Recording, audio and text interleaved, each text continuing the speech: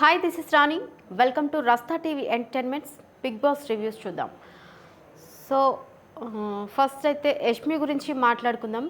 అసలు యష్మి గేమ్ అంటే తెలివిగా ఆడుతుందా లేకపోతే అతి తెలివిగా ఆడుతుందా? అంటే తనకి తెలివి ఉంది, చాలా తెలివి ఉంది. అంటే ఎవరితో ఎలా మాట్లాడాలి, ఎలా గేమ్ ఆడాలి అని తెలివి ఉంది. కానీ ఎక్కువగా అతి తెలివి ప్రయోగిస్తుందని అనైతే నాకు అనిపిస్తుంది. ఎందుకు అంటే నామినేషన్ ప్రక్రియ అయితే అయిపోయింది. సో నెక్స్ట్ వచ్చేసి ఇప్పుడు రెండు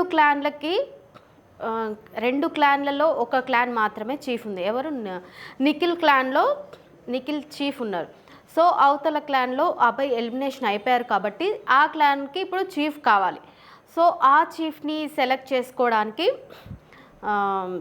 చీఫ్ని నియమించుకోవడానికి బిగ్ బాస్ ఒక గేమ్ టాస్క్ పెడతాడు. అంటే అందరు ఫొటోస్ పెడతారు. ఎవరైతే ఈ క్లాన్కి చీఫ్గా ఉండడానికి అనర్హులో వాళ్ళ ఫోటో విరగ్గొట్టేసి ఎందుకు అనేది కారణం చెప్పమంటాడు. ఈ గేమ్ ఆడేటప్పుడు యష్మి సోనియా ఫోటో అయితే విరగ్గొట్టేసింది.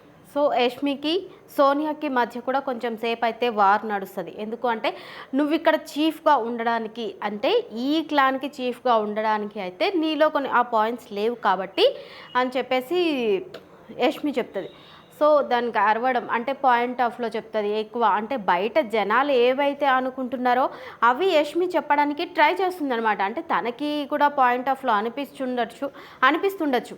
అంటే నిఖిల్తో మాట్లాడడం కానీ, పృథ్వీ వాళ్ళిద్దరితోటే ఉండడం, వాళ్ళ దగ్గరే గేమ్ అంటే తెలివిగా గేమ్ ఆడడం. సో అవి అన్నీ పాయింట్ ఆఫ్ చేసి యష్మి చెప్తుంది అనమాట. సో చెప్పిన తర్వాత యష్మి కొంచెం ఎమోషనల్ అవుతుంది. ఓకే, ఎమోషనల్ కూడా అవుతుంది. సో దీని తర్వాత నిన్న చీఫ్గా అయితే కిరాక్ సీత ఎన్నికవుతారనమాట. సో లాస్ట్కి ప్రేరణ అండ్ సీత ఉంటే సీత మాత్రం చీఫ్గా ఎన్నికవుతుంది. Okay, thank you Bigg Boss అని చెప్పేసి ఉంటుంది. తర్వాత నిఖిల్ గురించి వచ్చేసి చెప్పుకుందాము. లాస్ట్ వీక్లో ఎలా ఆడాడు అంటే, లేదు టైటిల్ కప్పు నిఖిలే కొడతాడు అనే రేంజ్లో వచ్చినాయి వార్తలు. కానీ ఇప్పుడు ఈ వీక్లో చూస్తుంటే మరీ డల్ అయిపోయినాడు. ఏంటి మరీ ఇంతలాగా ఆడుతున్నాడు అంటే, ఎక్కువ ఈ పృథ్వీ అండ్ సోనియాతోనే ఆడుతున్నారు. సో వాళ్ళిద్దరితోనే సోనియా ఏం చెప్తే అదే వింటున్నాడు. సో వీళ్ళ ముగ్గురుతోనే ఎక్కువగా క్లోజ్ ఉంటున్నారు తప్ప హౌస్మేట్స్తో ఎవరితోటి కూడా అంత ఎక్కువ మాట్లాడట్లేదు. అంటే ఇప్పుడున్న విష్ణుప్రియ కానీ, ఇప్పుడు తన క్లాన్లో ఉన్న నయనిక కానీ, వీళ్ళందరూ కూడా అదర్ క్లాన్కి వెళ్ళిపోయే ఛాన్సెస్ ఉన్నాయా అనేది కూడా మనం వేచి చూడాలి.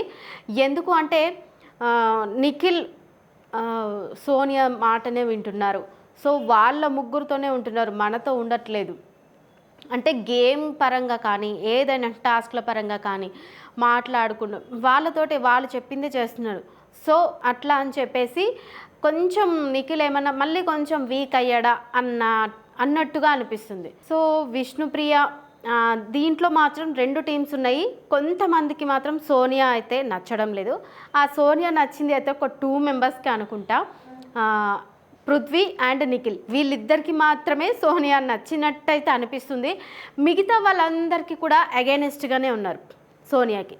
సో విష్ణుప్రియ కానీ, నబిల్ కానీ, యష్మి కానీ, మణికంఠ కానీ వీళ్ళందరూ కూడా సోనియాకి అగైనెస్ట్గానే ఉన్నారు అని చెప్పుకోవచ్చు. సో ఈ 2 టీంల మధ్య సోనియా కూడా ఒక్కొక్కసారి పాయింట్ ఆఫ్లో మాట్లాడేటప్పుడు తను నెగిటివ్గానే మాట్లాడుతుందని చెప్పుకోవచ్చు. యష్మికి అండ్ సోనియాకి ఇద్దరి మధ్య కూడా కొంచెం వార్ అయితే నడిచింది కదా. సో వీళ్ళిద్దరి పాయింట్ ఆఫ్లో మీకు ఎవరి పాయింట్ ఆఫ్ నచ్చిందో, అంటే ఎవరి పాయింట్ ఆఫ్ కరెక్టో నాకు కామెంట్ చేయండి. అండ్ ఇంకొకటి, నిన్న చీఫ్గా అయితే సీత ఎన్నికయింది కదా.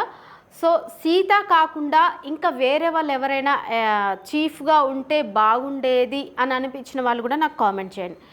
నెక్స్ట్ ఇంకొకటి ఏంటంటే, ఇప్పుడు 2 టీం బిగ్ బాస్ ఇంకొకటి చెప్పాడు. ఏంటి అంటే, ఇప్పుడు నిఖిల్ అండ్ సీత, సో వీళ్ళిద్దరికి మళ్ళీ కూడా మీరు హౌస్మేట్స్ కూడా మీకు ఎవరి దగ్గరికి అయితే వెళ్ళాలనుకుంటున్నారో ఆ చీఫ్ని మళ్ళీ సెలెక్ట్ చేసుకోవచ్చు అని చెప్పి మళ్ళీ ఆఫర్ ఇస్తారు.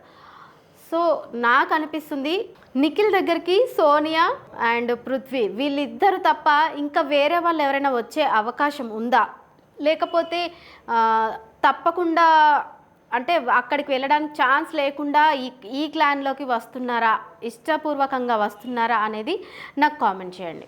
Thank you.